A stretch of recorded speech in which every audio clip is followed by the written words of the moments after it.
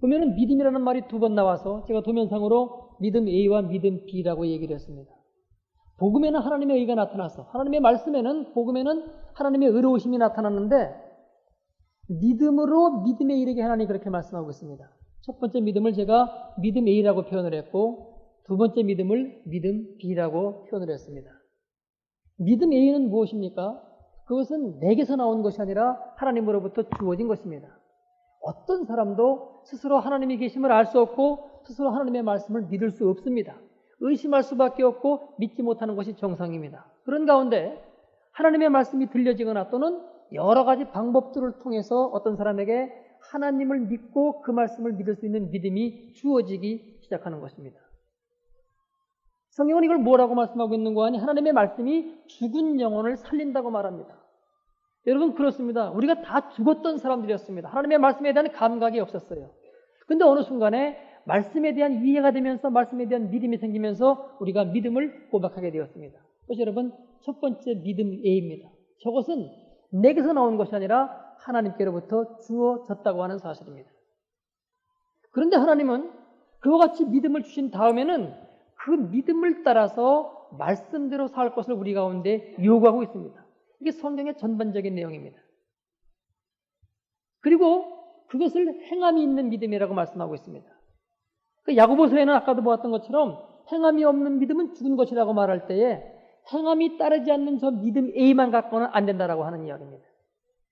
그러나 히브리서는 뭐라고 말합니까? 모든 걸 믿음으로 말합니다. 믿음으로 말하고 있습니다. 그것은 무슨 얘기인 거 아니? 믿음 B에 관한 얘기를 하고 있습니다. 여러분, 저 행함이 어떻게 오는 것입니까? 내가 하는 것입니까? 믿음 A를 갖고 우리가 믿음으로 하는 것입니까? 믿음으로 나가는 것입니다. 절대로 여러분 내 힘으로는 말씀대로 살 수가 없습니다. 그러니까 하나님의 도와주심을 믿고 하나님의 함께 하심을 믿고 그분께 기도하면서 도와주심을 구하며 나가기 시작할 때에 행함이 따르게 되기 시작하는 겁니다. 그때 우리 그것을 전체를 묶어가지고선 믿음 B라고 말씀을 하고 있는 거죠. 그러니까 야고보 기자의 우리가 입장에서 본다고 하면은 믿음 A와 행함을 따로 떼어놓고 얘기할 적에는 행함이 없는 믿음은 죽은 것이라고 말하면서 행함이 강조되는 것입니다. 그러나 히브리서 기자로 들어가면은 믿음 B를 말하고 있는 겁니다. 그러니까 모든 것이 다 믿음이라고 말하고 있는 거죠. 만약에 우리가 저 행함에 대해서 믿음으로 우리가 행하지 아니하고 내가 했다라고 한다면은 우리는 교만해지기 시작합니다. 그리고 우리는 하나님의 그 줄기로부터 떨어져 나가기 시작합니다. 왜? 내가 했기 때문에. 그러나 성경이 말씀하고 있는 것은 내가 한 것이 아니라 하나님의 도우심과 그분이 함께 하심으로 했다고 성경은 계속해서 우리 가운데 말씀을 하고 있는 것입니다. 그래서 우리는 이 말씀 가운데 한두 가지 생각해 볼 필요가 있습니다. 히브리서의 믿음과 야고보서의 행함의 주장이 결코 상반되는 것이 아니라고 하는 사실입니다. 그리고 또 한 가지는 구원은 믿음으로 받는 것이 확실합니다만은 하나님 앞에 가서 상급을 받는 것은 이 땅에서의 삶의 모습, 행함이 있는 살아있는 믿음 B를 갖고 우리가 하나님 앞에 판단받고 상급을 받는다고 하는 사실입니다. 우리가 많이 착각을 하는 경우가 있습니다. 이 땅에서는 내가 아무렇게 살았더라도 하나님의 나라에 가면은 거기에는 모든 게 다 환경이 좋고 모든 여건이 좋으니까 거기서 우리가 천국의 삶을 누릴 수 있을 것이라고 그렇게 착각을 합니다. 그러나 여러분, 하나님의 나라는 주변 환경의 문제가 아니라고 성경은 말씀하고 있습니다. 내 마음속에 이루어지는 것이고 내 안에 이루어지는 것이라고 말합니다. 아무리 상황이 어렵고 힘들다고 하더라도 내 안에 주님이 살아계시면 여러분 거기가 여러분 천국입니다. 그러나 아무리 상황이 좋고 모든 여건이 좋다고 하더라도 내 마음이 여러분 복잡하기 시작하면 거기는 천국이 이루어지지를 않습니다. 그렇다고 한다면은 우리가 이 땅에서 많은 어려움과 많은 고난과 그런 가운데 얽히고 설킨 그런 문제들이 계속 내 가운데 있음에도 불구하고 천국에 갔더니 모든 상황이 좋아서 거기서는 평안을 누린다고 하는 것은 잘못된 생각이라고 하는 것입니다. 그러나 우리가 이 행함을 말할 적에 로마 카톨릭처럼 해석을 하면 안 됩니다. 행함으로 구원받는 것은 아니지요. 믿음으로 구원받는 것은 맞는데 다만 그곳에 가서 하나님께 상급을 받고 그 땅에 그곳의 삶의 질은 우리가 이 땅에서 믿음의 삶의 질과 곧바로 연결된다고 하는 사실입니다. 그래서 우리가 말씀을 따라서 이 땅에서 행함이 있는 삶을 살았을 적에 누가복음 17장은 이렇게 말씀하고 있습니다. 어떤 종이 있어가지고선 밭에 나가서 일을 합니다. 그리고 그가 일을 다 끝내고 집에 들어왔을 때에 어떤 주인이 수고했다고 하면서 뭔가를 새로운 걸 주겠느냐. 주인이 먹고 마실 때까지 다 시중 돌게 하고 그리고 난 다음에 그에게 차례가 돌아간다. 그때 여러분 그 종은 그러나 뭐라고 말합니까? 우리는 무익한 종이라 우리의 해야 할 일을 한 것뿐이라 그렇게 고백한다고 예수님은 말씀하셨습니다. 결국 저 행함 있는 믿음이라고 하는 것이 우리의 자랑이 될 수 없다고 하는 이야기죠. 내가 한 것이 아니기 때문이다. 그리고 우리가 그것은 당연히 가야 할 길을 가야 했기 때문입니다. 그래서 성경은 우리가 구원을 받았을 때 하늘나라에서 누리는 삶, 받는 상급은 절대적으로 차이가 있다고 하는 것을 분명히 말씀을 하고 있습니다. 이제 계시록 말씀과 데살로니가전서 4장의 말씀을 보려고 합니다. 계시록 20장 4절로 6절의 말씀입니다. 또 내가 보좌들을 보니 거기 앉은 자들이 있어 심판하는 권세를 받았더라. 이 보좌는 하나님 나라의 보좌를 말씀하고 있습니다. 또 내가 보니 예수의 증거와 하나님의 말씀을 인하여 목배임을 받은 자의 영혼들과 또 짐승과 그의 우상에게 경배하지도 아니하고 이마와 손에 그의 표를 받지도 아니한 자들이 살아서 그리스도로 더불어 1000년 동안 왕노릇하니 그 나머지 죽은 자들은 그 1000년이 차기까지 살지 못하더라. 이는 첫째 부활이라 이 첫째 부활에 참여한 자들은 복이 있고 거룩하도다. 둘째 사망이 그들을 다스리는 권세가 없고 도리어 그들이 하나님과 그리스도의 제사장이 되어 1000년 동안 그리스도로 더불어 왕노릇하리라 그렇게 말씀하고 있습니다. 여러분 이 보좌를 우리가 볼 때에 생각나는 사람이 있습니다. 그것은 야고보와 요한의 어머니가 예수님에게 청했던 사실입니다. 주의 나라에서 이 하나들을 하나는 주의 우편에 하나는 주의 좌편에 앉게 해달라고 그렇게 얘기합니다. 그때 주님이 되물으시죠. 너희가 내가 마시는 잔을 마실 수 있느냐? 무슨 얘기인지 모르니까 마실 수 있다고 대답합니다. 그런데 주님께서 너희가 마시긴 마시려니와 그 앞뒤를 보고 있으니까요. 그러나 하나님의 자리 좌우편에 앉는 것은 내가 결정할 것이 아니라 하나님이 결정하신다고 그렇게 말씀합니다. 여러분 그 자리는 한두 자리만의 문제는 아닙니다. 수많은 자리가 있다고 성경은 그렇게 말씀을 하고 있습니다. 그리고 거기에 앉는 자들은 심판하는 권세를 받았다고 지금 말씀하고 있습니다. 그리고 그곳에 앉는 사람은 두 종류의 사람입니다. 하나는 예수의 증거와 하나님의 말씀을 인하여 목배임을 받은 자의 영혼, 그랬으니까 순교자입니다. 목숨은 여러분 가장 중요한 거죠. 그러나 하나님의 말씀 때문에 죽었다라고 하는 이야기는 그것을 하나님께 인정받았다고 하는 사실이죠. 또 한 종류의 사람이 있습니다. 짐승과 그의 우상에게 경배하지도 아니하고 이마와 손에 그의 표를 받지도 아니한 자들이라고 말씀하고 있습니다. 여러분이 짐승이라는 것은 우상에 관한 이야기입니다. 그러니까 우리가 이 땅을 살아가면서 한 번도 말씀을 어긋나지 않고 곁으로 가지 않고 말씀 가운데 온전히 순종했다라고 하는 이야기입니다. 이 두 종류의 사람들이 심판하는 권세를 받습니다. 여러분 당연하겠죠? 목숨을 내건 사람 그리고 평생 말씀을 따라간 사람. 그들이 여러분 판단하는 것이 하나님의 판단과 똑같을 것이라고 하는 이야기죠. 그러니까 심판하는 권세를 준다고 그렇게 말씀을 하고 있습니다. 우리는 구약성경에서 에녹이라고 하는 사람을 봅니다. 그는 죽음을 보지 않고 하나님께로 올려갔다고 그렇게 말씀하고 있습니다. 우리는 성경을 보면서 이게 무슨 소린가? 어떻게 사람이 죽지 않고 이럴 수가 있는가라고 말할 수 있습니다만은 그 내용은 뭡니까? 하나님과 계속 동행하는 가운데 그대로 하나님의 나라에 갔다고 하는 이야기는 지금 이 얘기를 하고 있는 겁니다. 그대로 주님께로 하나님 나라로 가는 것을 말하고 있는 거죠. 그에게 또한 그런 사람이 있죠. 엘리야입니다. 불병거를 타고 그대로 하늘로 올라갔습니다. 두 사람 다 하나님의 말씀과 그대로 동행했기 때문에 그대로 죽음을 보지 않고 올라간 사실을 말씀하고 있습니다. 이제 우리가 좀 더 보겠습니다. 데살로니가 전서입니다. 형제들아 자는 자들에 관하여는 너희가 알지 못함을 우리가 원치 아니하노니. 이 자는 자는 죽은 자를 말하고 있죠. 예수 안에서 지금 죽은 자들입니다. 이는 소망 없는 다른 이와 같이 슬퍼하지 않게 하려 함이라. 우리가 예수의 죽었다가 다시 사심을 믿을진데 이와 같이 예수 안에서 자는 자들도 하나님이 저와 함께 데리고 오시리라. 여러분 계시록 말씀과 연결되죠? 주님의 보좌에 있다가 7년 동안 왕노릇하다가 주님이 오실 때 같이 온다고 지금 말하고 있습니다. 그건 누구입니까? 예수 안에서 자는 자들입니다. 우리가 주의 말씀으로 너에게 이것을 말하노니 주 강림하실 때까지 우리 살아남아 있는 자도 자는 자보다 결단코 앞서지 못하리라. 주께서 호령과 심장의 소리와 하나님의 나팔로 친히 하늘로 조차 강림하시리니 그리스도 안에서 죽은 자들이 먼저 일어나고, 여러분 앞에서는 예수 안에서 사는 자들이 주님과 함께 강림한다고 되어 있고요.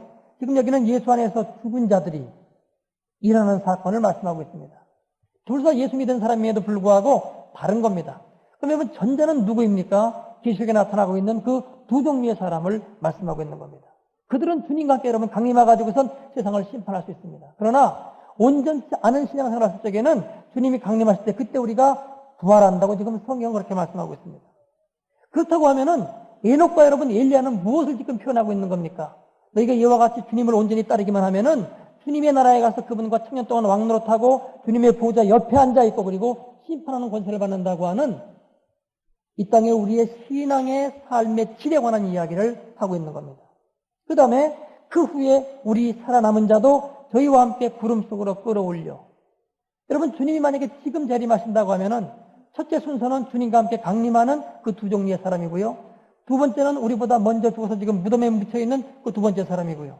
세 번째가 우리 살아남아 있는 자라고 하는 이야기입니다. 끌어올려 주를 영접하게 하시리니 그리하여 우리가 항상 주와 함께 있으리라. 이러므로 이 여러 말로 서로 위로하라. 그렇게 말씀하고 있습니다. 이런 말씀을 볼 때에 우리가 예수를 믿는다고 하는 것이 예수 믿고 천국만의 문제는 아니라고 하는 것입니다. 우리 가운데 놀라운 사실을 지금 말씀하고 있고 그것을 너에게 주니 너희가 받으라고 말씀하고 있는 거죠. 그런 관점에서 사도 바울은 구원을 이미 이루었다고 단회적인 사건으로 말씀하지 않습니다. 여러분 천국에 들어가는 구원은 우리가 예수님을 영접할 때 그분을 믿기로써 사실은 이루어진 겁니다. 이루어졌음에도 불구하고 또 한 가지의 구원을 말하고 있는데 지금도 이루어져 가고 있는 구원을 말하고 있다고 하는 사실입니다. 빌립보서 2장 12절의 말씀을 보도록 하겠습니다. 그러므로 나의 사랑하는 자들아 너희가 나 있을 때뿐 아니라 더욱 지금 나 없을 때에도 항상 복종하여 두렵고 떨림으로 너희 구원을 이루라. 여러분 이 빌립보서시는 빌립보 교회의 교인들에게 보낸 편지입니다. 그들은 예수 믿고 다 구원받은 사람임에도 불구하고 두렵고 떨림으로 너희 구원을 이루라고 말씀하고 있습니다. 이건 무슨 얘기입니까? 죽은 다음에 천국 가는 구원을 말하고 있지 않습니다. 그것은 이루어졌습니다. 그러나 온전한 구원을 이루어서 아까 그 두 종류의 구원, 말씀에 순종하고 말씀대로 그대로 따라감으로 인해서 그런 온전한 구원을 얻기 위해서 너희가 애쓰라고 말씀하고 있는 그런 내용입니다. 또 사도 바울 자신도 그렇게 표현합니다. 빌립보서 3장 10절로 14절 말씀, 내가 그리스도와 그 부활의 권능과 그 고난에 참여함을 알려하여 그의 죽으심을 본받아 어찌하든지 죽은 자 가운데서 부활에 이르려 하노니. 뭐라고 말씀합니까? 내가 이미 얻었다함도 아니요 온전히 이루었다함도 아니라 오직 내가 그리스도 예수께 잡힌 바 된 그것을 잡으려고 쫓아가노라. 형제들아 나는 아직 내가 잡은 줄로 여기지 아니하고 오직 한 일, 즉 뒤에 있는 것을 잊어버리고 앞에 있는 것을 잡으려고 표대를 향하여 그리스도 예수 안에서 하나님이 위에서 부르신 부름의 상을 위하여 쫓아가노라. 뒤에 것을 잊어버리고 앞에 것을 여러분 잡으려고 하는 것이 무엇입니까? 계속 말씀에 순종하는 삶을 살겠다라고 하는 이야기입니다. 이건 언제까지입니까? 우리의 육신이 땅에 묻힐 때까지 계속 말씀에 순종하는 삶이죠. 사도 바울도 이와 같은 마음을 갖고 계속 말씀에 순종하는 삶을 살아갔던 것입니다. 그래서 이뤄보건대 우리가 하나님의 나라에 가서 심판받고 또한 우리가 상급받고 그분에게 판단받는 그 일이 이 땅에서 우리의 삶의 질과 곧바로 연결된다고 하는 사실입니다. 그리고 하나님이 우리에게 말씀하시는 것은 이 땅에 하나님의 나라를 이루어라. 그리고 이 땅에 너희가 하나님의 나라를 이룰 수 있는 것을 내가 다 허락했다. 내가 다 이루었다. 그것이 지금 십자가에서 다 이루었다고 하시는 그 말씀 가운데 한 가지의 내용이라고 하는 것입니다. 그래서 우리는 믿음을 이렇게 두 단계로 생각해야 됩니다. 한 가지는 뭔고 하니 후렴입니다. 죄로부터의 탈출입니다. 회개하는 것입니다. 그러나 여러분 회개한 다음에는 말씀 가운데로 들어가야 됩니다. 하나님의 말씀 뜻을 가야 됩니다. 그것이 여러분 방향입니다. 투입니다. 목적지입니다. 후렴과 투가 함께 이루어지는 거죠. 우리 여러분 구원받는 사실은 후렴만 이루어지면 여러분 구원은 받은 것입니다. 그러나 온전한 구원 그것은 투 목적지까지 가야 되는 거죠. 이스라엘 민족 여러분 출애굽 사건을 한번 생각해 보십시오. 출애굽을 처음에 합니다. 여러분 그것이 후렴입니다. 죄로부터의 탈출입니다. 죄악의 노예 생활로부터의 탈출입니다. 그 다음에는 목적지가 어딘고 하니 가나안까지 가는 겁니다. 근데 그 여정을 한번 생각해 보세요. 홍해를 건너는 사건은 그들의 믿음이 필요 없었습니다. 그들은 아무런 믿음이 없었어요. 그들은 거기서 막 하나님을 원망했습니다. 하나님, 매장지갑수 우리를 여기까지 데려와서 죽게끔 하십니까? 그들은 하나님을 원망했단 말이죠. 모세조차도 어떻게 될지 몰랐습니다. 뒤에는 군대가 쫓아오고 앞에는 홍해입니다. 그때 하나님이 모세에게 뭐라고 말씀하십니까? 지팡이를 들고 내 손을 들라. 그리고 폈을 때에 홍해가 갈라지기 시작합니다. 우리가 여러분 구원받은 것이 내 믿음으로 구원받은 것이 아니죠. 앞에서 말씀드렸습니다만 우리가 말씀을 듣는 가운데 언젠가 우리 가운데 믿음이 들어왔어요. 하나님의 선물입니다. 그렇게 우리가 구원받은 거죠. 그 다음에 하나님은 홍해는 가르치지 않습니다. 거기는 자기의 믿음을 갖고 발을 내딛어야 갈라지게끔 하십니다. 그러면은 광야 40년 동안 뭐 하시는 겁니까? 거기에서 믿음을 연단시키시는 겁니다. 여러분, 광야는 아무것도 바라볼 것이 없는 것입니다. 거기 농사를 지을 수도 없습니다. 거기 무슨 길쌈을 해가지고 무슨 옷을 만들 수 있는 것도 아니고요. 무슨 신발을 만드는 것도 아무것도 없습니다. 그런데 40년 동안 하나님께서 은혜로 그들을 돌보십니다. 먹을 것이 없으니까 만나를 내려주시고 미추라기를 내려주십니다.